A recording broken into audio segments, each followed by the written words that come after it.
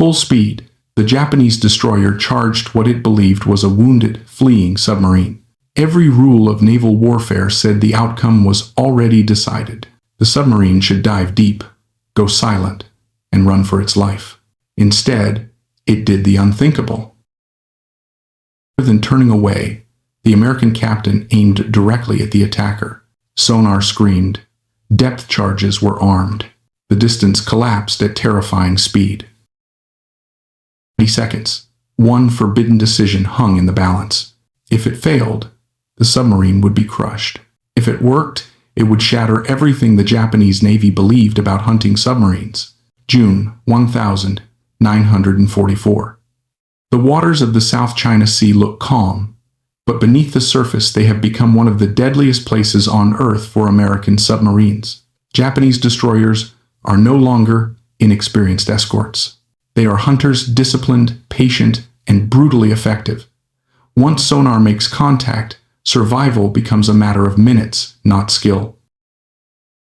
This stage of the war, submarine warfare has settled into rigid rules.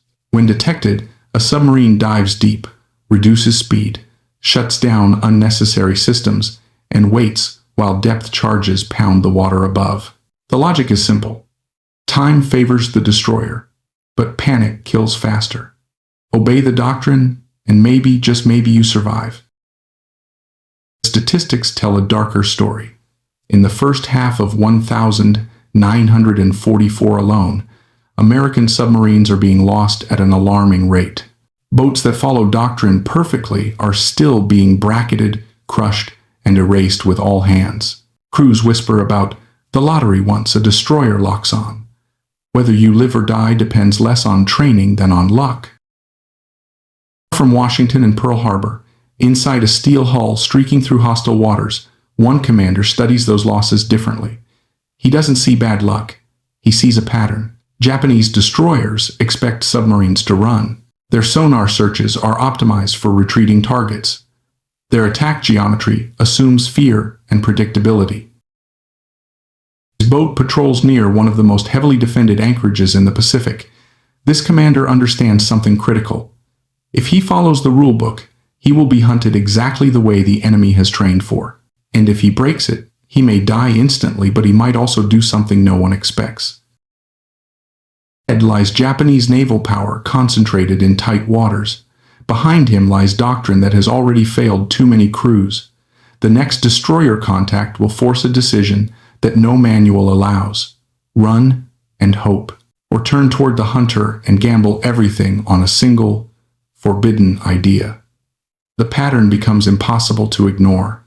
Each submarine loss follows the same sequence: sonar contact, prolonged pursuit, tightening depth charge patterns, then silence. Japanese destroyer captains no longer rush their attacks. They force submarines deep, deny them oxygen, and wait. Time, pressure, and repetition do the killing. Inside the American submarine force, the manuals still preach restraint. When hunted, you evade. You never close the distance. You never move toward a destroyer at attack speed. A head-on torpedo shot firing directly into a charging enemy is listed as reckless, wasteful, and nearly suicidal. The math says the destroyer will see you first, turn faster, and kill you before your torpedoes can run. One commander begins to question the math itself. A destroyer charging at high speed has one weakness: momentum. At 30 knots, her turning circle widens, her sonar blind spots grow. Her attack path becomes predictable. If she commits fully to the kill, she locks herself into a line she cannot easily escape. Instead of thinking like prey, the commander starts thinking like a duelist: closing speed, torpedo run time, gyro angles. 90 seconds at most. If the geometry is right, the destroyer's greatest advantage, speed, becomes her trap. The idea is simple, horrifying, and forbidden. Don't run from the hunter. Let him charge. Let him believe victory is certain. Then fire straight down his throat. Permission never comes in writing. It comes in silence, hesitation, and carefully chosen words. Officially, nothing has changed. Unofficially, one commander is told that if evasion is impossible, he may use his best judgment. Everyone in the room understands what that really means. If it works, the results will speak for themselves. If it fails, there will be no one left to argue. Later, the submarine slips into the narrow waters near Tawi, where Japanese naval power is concentrated behind layers of escorts. This is no place for experimentation. Destroyers patrol constantly, sonar sweeping the depths in overlapping patterns. One mistake here will bring hours of pursuit and a storm of depth charges. Contact comes. High-speed screws. A Japanese destroyer closing fast. Standard doctrine says dive deep and disappear. Instead, the submarine holds course. Periscope up. The destroyer grows larger in the lens, her bow wave cutting the sea like a blade. Inside the control room, no one speaks. Ranges are called out calmly as the distance collapses. Every calculation must be exact. Too early, and the torpedoes miss. Too late, and the submarine is rammed and crushed. Point-blank range, the order is given. 3 torpedoes leave the tubes, running straight into the path of a ship that cannot turn away in time. Seconds later, the ocean erupts. For the first time, the hunter dies head-on, and the rules of submarine warfare crack wide open. The shock doesn't end with a single kill. It multiplies. Word spreads through Japanese escort formations that something is wrong in these waters. Destroyer captains report the same impossible detail. The submarine did not flee. It closed. It attacked head-on. Some are convinced their officers misjudged angles in the chaos of battle. Others quietly realize the truth: the enemy has learned how to turn pursuit into a trap. The next days, the pattern repeats. Each engagement follows the same brutal logic. A destroyer commits to the hunt. Speed increases. Sonar locks on. And then, at the moment Doctrine predicts retreat, the submarine does the opposite. Torpedoes are fired at point-blank range, where reaction time disappears and turning room no longer exists. Ships explode before depth charges can ever be dropped. The ecological effect is devastating. Escorts hesitate. Formations loosen. Some captains delay attacks, fearing what might be waiting beneath the surface. At the highest levels of command, reports pile up describing a ghost submarine that ignores every known rule of American behavior. What began as a desperate experiment has become something far more dangerous. In waters thought completely secure, Japanese naval power is suddenly uncertain. One submarine has not just sunk ships, it has broken confidence. And when confidence dies, even the strongest fleet begins to hesitate. The consequences reach far beyond the wreckage, sinking beneath the waves. At Japanese naval headquarters, the reports make no sense. 5 destroyers lost in days, 1 submarine responsible. The same description repeated again and again. No evasion, no retreat, a direct charge into the attack. Doctrine offers no explanation, and without an explanation, there can be no counter. With an enemy that no longer behaves predictably, Japanese commanders choose caution. Operations are delayed. Fleets remain anchored longer than planned. Escorts are reassigned, spread thinner, searching for a threat they no longer understand. Those delays, measured in days, quietly shift the balance of the coming battle. Inside the American submarine force, the lesson is absorbed just as quickly. What was once forbidden becomes discussed, then documented, then quietly encouraged. The hunter-prey relationship has changed. Submarines are no longer expected to simply endure pursuit. Under the right conditions, they can fight back and win. The cost is real. The commander who proved the tactic will not survive the war. But his decision rewrites the rules for everyone who follows. Crews who would have died running now live by attacking. Submarine. One forbidden choice, and a simple truth revealed at last. Innovation doesn't just win battles. Sometimes, it saves lives. The story of USS Harder does not matter because 5 destroyers sank. War has always produced moments of destruction more dramatic than that. What makes this episode endure is that it exposes a deeper truth about how wars are actually won and how they are often lost. The difference was not technology, numbers, or firepower. It was thinking. More precisely, it was the willingness to question a rule that everyone else accepted as unchangeable. Military doctrine exists for a reason. It is built from experience, blood, and hard-earned lessons paid for by earlier generations. In submarine warfare, doctrine emphasized survival above all else. Dive deep, go quiet, preserve the boat. Avoid unnecessary risk. On paper, these rules made sense. Submarines were fragile machines operating in a hostile environment, hunted by faster ships with superior sensors and overwhelming explosive power. Any direct confrontation seemed suicidal. Doctrine has a weakness, rarely discussed in training manuals. Once it becomes predictable, it stops protecting you, it starts protecting the enemy. 1944, Japanese destroyer captains had mastered American submarine behavior. They did not need to guess how a submarine would react when detected. They knew. Every sonar contact produced the same response: retreat, silence, patience. Japanese anti-submarine warfare evolved precisely to exploit that predictability. Their depth charge patterns, pursuit tactics, and endurance strategies were designed not to kill quickly, but to kill eventually. The submarine would either surface or break under pressure. Time favored the hunter. USS Harder's commander understood something essential. The enemy was no longer reacting to American tactics. They were anticipating them. And when anticipation replaces reaction, the tactical relationship flips. The hunter becomes vulnerable not because he is weaker, but because he is confident. Forbidden down-the-throat attack worked not because it was reckless, but because it shattered assumptions. A destroyer, charging at full speed, commits to a geometry it cannot easily escape. High speed reduces maneuverability. Attack focus narrows. Sonar coverage becomes less flexible.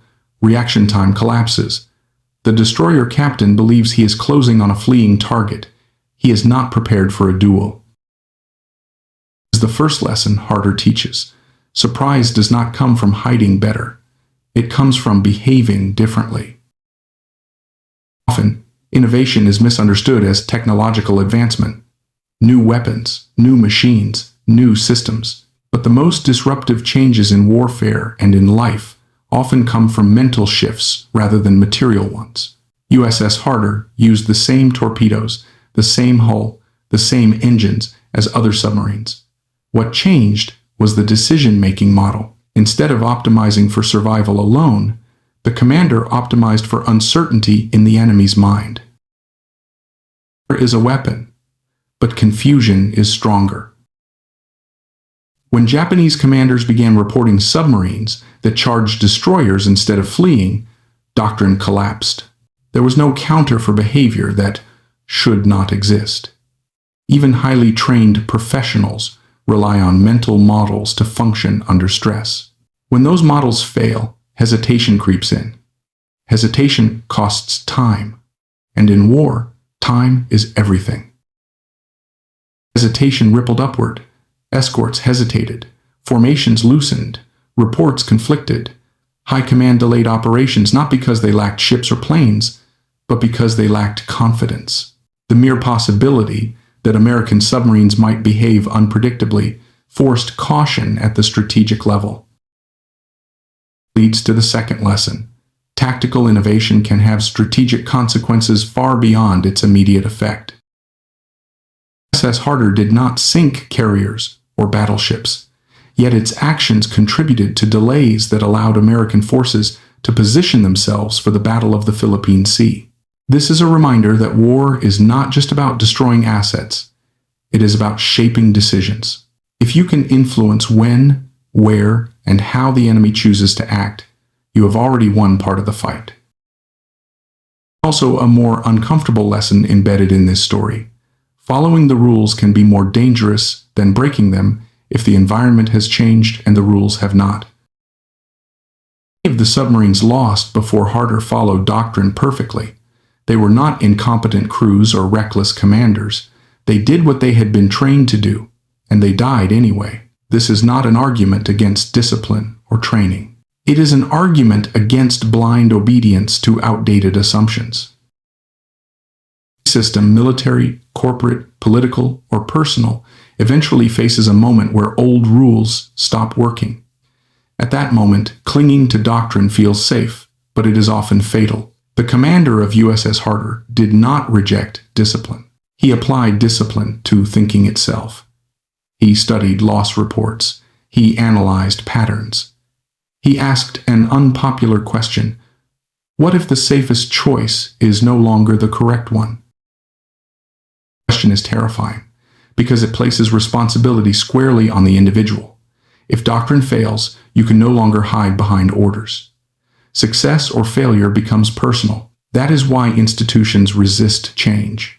And that is why change, when it comes, often comes from people willing to risk everything, including their careers and lives. The commander of USS Harder paid that price. He did not survive the war. Innovation does not guarantee survival. It only changes the odds for those who follow.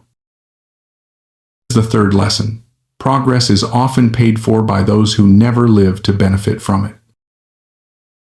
The submariners, who later used down-the-throat attacks and came home alive, did so because someone else proved it could work first. That proof required real combat, real danger, and real loss. Innovation in war is not clean or abstract. It is tested in blood. Those who spoke to the commander's family after his death did not speak of tactics or doctrine. They spoke of survival. They spoke of crews that came home because they dared to fight back instead of running. That is the ultimate measure of his legacy, not ships sunk, but lives saved.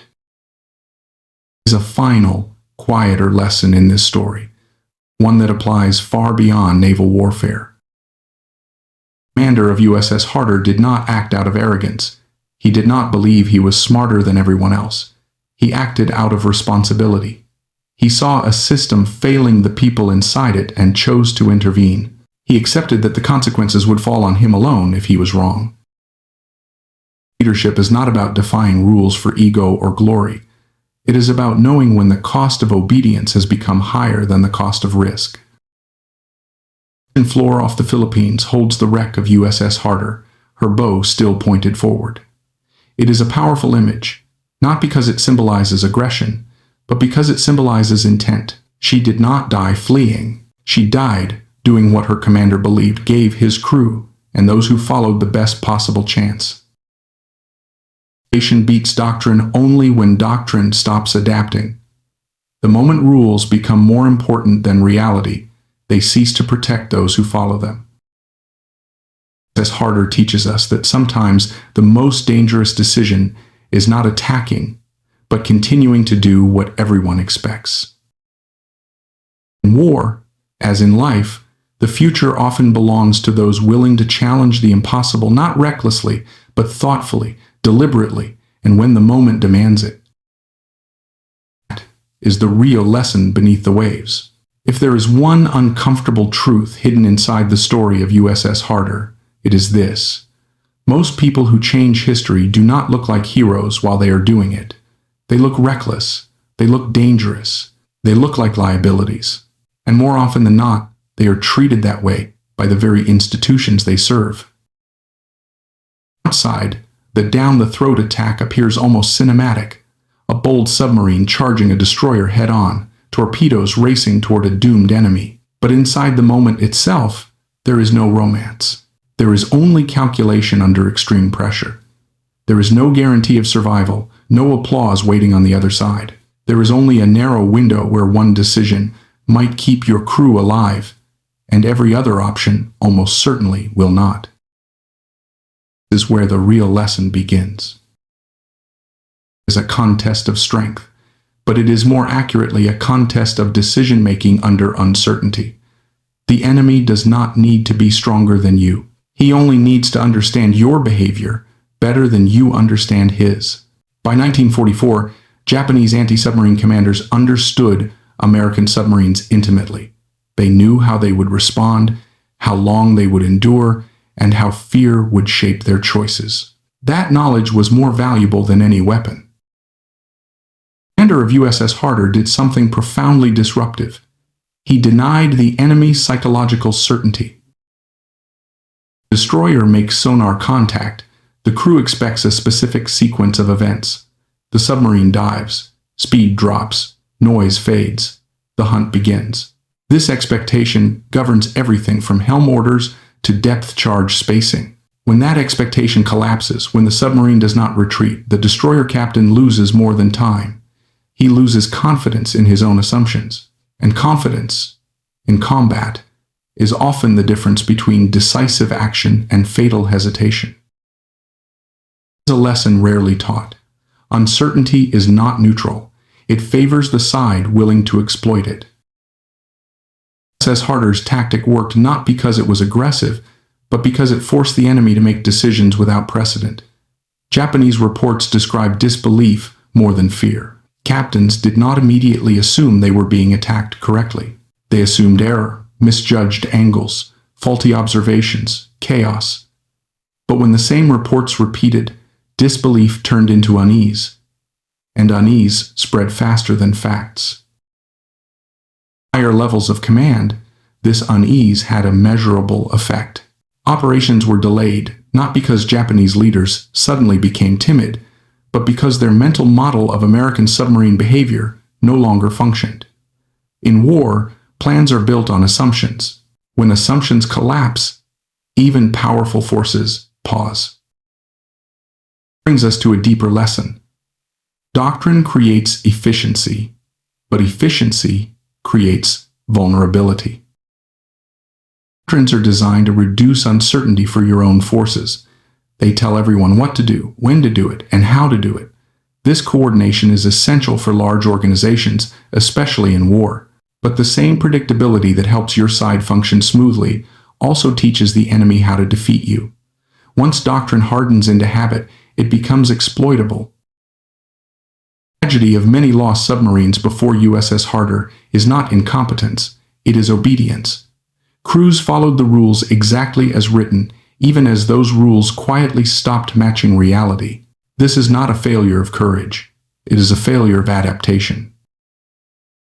The commander of USS Harder adapted not because he was fearless, but because he was observant. He read loss reports. He noticed patterns others dismissed as bad luck. He understood that survival rates were declining, not despite doctrine, but partly because of it. That realization alone required moral courage, the willingness to accept that the system you trust may be wrong. This is where the human cost becomes unavoidable. Breaking doctrine does not just risk your life, it risks your reputation, your career, and your standing among peers. If the down-the-throat attack had failed, the narrative would not have been one of bold experimentation. It would have been one of recklessness. The same decision that later saved lives would have been condemned as irresponsible if it ended badly. Another hard lesson. History only forgives rule breakers who succeed. Every innovation carries this cruel asymmetry. Success turns defiance into genius. Failure turns it into stupidity. The outcome decides the judgment, not the intent. And the people who innovate know this when they act. They move forward anyway. USS Harder's commander was not chasing glory. His letters home reveal no obsession with fame or recognition. Instead, they show concern for his crew, anxiety about their safety, and an almost quiet acceptance of risk. This matters because it reframes the tactic not as bravado, but as responsibility. He did not believe the attack was safe. He believed it was less unsafe than the alternative. Distinction matters. Sense of fear. It is choosing the risk that gives others the best chance to live. When destroyer engagements had become a lottery, doing nothing different was no longer neutral. It was a choice to accept rising odds of death. In that context, aggression became a form of protection. Another lesson emerges here. Leadership is often about choosing between bad options, not good ones. Popular narratives of war focus on moments of clarity, heroic charges, decisive victories, clear moral lines. Real command decisions rarely look like that. They are murky, incomplete, and burdened with consequences that cannot be fully understood at the time. The commander of USS Harder did not know his tactic would reshape Doctrine. He only knew that running had stopped working. Humility is critical. Innovation that comes from arrogance often fails because it ignores limits. Innovation that comes from desperation is grounded in reality. USS Harder's tactic was not experimental in the abstract. It was grounded in geometry, physics, and observation. It did not reject logic. It followed it further than Doctrine allowed. Yet, the price was still paid. USS Harder was eventually lost. The sea does not reward insight with immunity. War does not offer fairness. The commander who changed submarine warfare did not live to enjoy its validation. His crew did not survive to see their impact recognized. This is perhaps the most sobering lesson of all. Meaningful change does not guarantee personal survival. Survival is not the only metric that matters. After the war, submariners came forward with stories. Stories of destroyers defeated because someone remembered what USS Harder had done. Stories of crews who lived because they fought back instead of waiting to be crushed. These testimonies matter more than medals. They show that innovation propagates. One act of defiance can ripple outward, altering outcomes long after the originator is gone. Leads to the final lesson. By superior firepower or industrial output. They are won by people willing to question assumptions when reality contradicts them. They are won by individuals who understand that following rules blindly can be as dangerous as ignoring them completely. They are won by those who know when to obey and when obedience has become a liability. USS Harder teaches us that Doctrine should guide thinking, not replace it. The image of the submarine resting on the ocean floor, bow still facing forward, is powerful not because it glorifies death, but because it symbolizes intent. Even in defeat, the choice remained consistent. Do not flee automatically. Do not surrender initiative. Do not assume the enemy understands you better than you understand him. And the Ghost submarine was never a mystery of technology. It was a mystery of mindset. A reminder that the most dangerous thing you can become in war is predictable. The most powerful weapon you can wield is the courage to think differently when thinking differently is the only chance you have left. The lesson does not sink with the wreck. It remains, waiting for the next moment when old rules no longer fit a new reality, and someone must decide whether to run or turn forward and act. The story of USS Harder reveals an uncomfortable pattern that appears again and again throughout military history. The side that is winning often becomes blind first. Success creates confidence. Confidence hardens into routine. Routine slowly turns into assumption. By the time those assumptions are wrong, the cost of correcting them is already measured in lives. In 1944, the Japanese Navy believed it understood American submarines. That belief was not arrogance without basis. It was built on hundreds of encounters, dozens of sinkings, and a growing body of tactical experience. Japanese destroyer crews were not careless or poorly trained. They were methodical, patient, and increasingly effective. Their anti-submarine doctrine worked because it matched the behavior of the enemy they faced. Where the trap formed. It discourages questioning. When results confirm expectations, dissent looks unnecessary at best and dangerous at worst. Japanese anti-submarine commanders refined their methods not by reinventing warfare, but by perfecting repetition. The submarine dives, the destroyer pursues, the depth charges fall, time and pressure do the rest. It was not dramatic, but it was reliable. Reliability, however, depends on stability. It assumes the opponent will continue behaving in familiar ways. USS Harder shattered that stability, not by overpowering the system, but by stepping outside it. The submarine did not introduce new technology or overwhelming force. It introduced an unfamiliar decision at a moment when the enemy expected a familiar one. That single deviation exposed a weakness no amount of training could immediately correct: the inability to react to behavior that Doctrine had never prepared for. Highlights a fundamental lesson about complex systems. They are excellent at dealing with known problems and remarkably fragile when confronted with unexpected ones. The more optimized a system becomes for a specific threat, the worse it performs when that threat changes shape. Japanese destroyer tactics assumed retreat. Their sonar usage, attack speeds, and depth charge patterns were all built around that assumption. When the submarine advanced instead of fleeing, the system had no margin. Speed became a liability. Commitment became a trap. What had once been strength turned into vulnerability within seconds.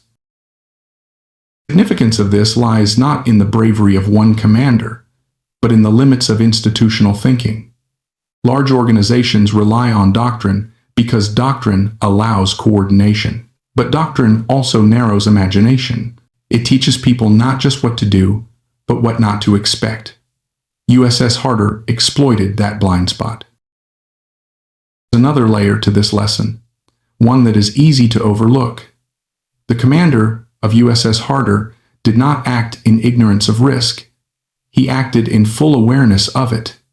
His decision was not reckless improvisation. It was calculated deviation. He understood the odds were terrible either way. What changed was which risk he chose to accept. Distinction matters because it reframes innovation. Innovation is often portrayed as creativity or boldness, but in reality, it is frequently an act of prioritization. When every option carries danger, innovation lies in choosing the danger that disrupts the enemy rather than the one the enemy expects.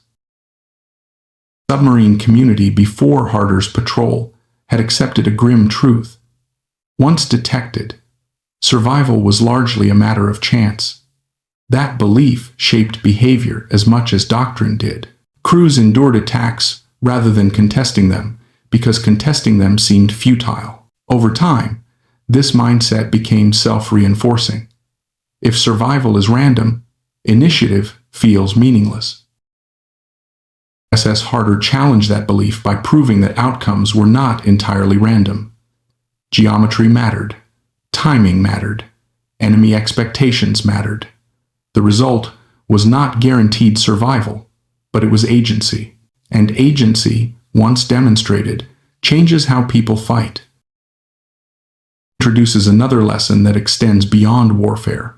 People are more likely to adapt when they believe their actions still matter. When individuals feel trapped inside systems they cannot influence, they default to compliance. When someone shows that influence is still possible, even at great cost, behavior shifts rapidly. After Harder's success, submarine commanders did not suddenly become reckless. They became attentive. They began evaluating circumstances instead of defaulting to rules. Doctrine did not disappear, but it loosened. That flexibility alone saved lives, even when the down-the-throat attack was never used. The Japanese reaction further reinforces this point. Reports of a submarine that charged destroyers did not immediately result in new countermeasures. They resulted in hesitation. High command delayed operations not because they lacked strength, but because they lacked certainty. When faced with an enemy that no longer fit established patterns, caution replaced momentum. It is a recurring phenomenon in war. Uncertainty punishes the side that relies most heavily on predictability. The more centralized and coordinated a force becomes, the more damaging unpredictability can be. A single anomaly can ripple outward, affecting decisions far beyond the immediate engagement. USS Harder created such an anomaly. What this story does not say It does not claim that aggression always beats caution. It does not suggest that doctrine is useless or that recklessness should be rewarded. USS Harder was eventually lost. The ocean remains indifferent to insight. What the story demonstrates instead is that adaptability matters more than comfort. In this sense, is not physical ease. It is intellectual comfort. The comfort of knowing what will happen next. The comfort of believing yesterday's solution will work tomorrow. That comfort is seductive, especially in institutions built on experience. But it is also dangerous. The commander of USS Harder disrupted that comfort on both sides of the war. He forced the enemy to question assumptions and forced his own service to reconsider long-held beliefs. That dual disruption is rare. Most tactical innovations only affect one side's thinking. This one affected both. The final lesson embedded quietly beneath the drama. The decision to attack head-on did not come from a desire to win medals or change history. It came from a desire to reduce the number of funerals. That motivation matters. It anchors innovation in responsibility rather than ambition. Innovation is driven by ego. It often ignores consequences. When it is driven by responsibility, it accepts consequences, but seeks to minimize harm to others. The commander of USS Harder did not seek to make himself indispensable. He sought to make his crew survivable. Distinction is why his legacy endured after his death. In the end, USS Harder teaches that systems fail, not because they are wrong, but because they are incomplete. No doctrine can anticipate every situation. No manual can replace judgment. When reality diverges from expectation, survival belongs to those willing to notice and adapt. A submarine resting on the ocean floor is not a symbol of defeat.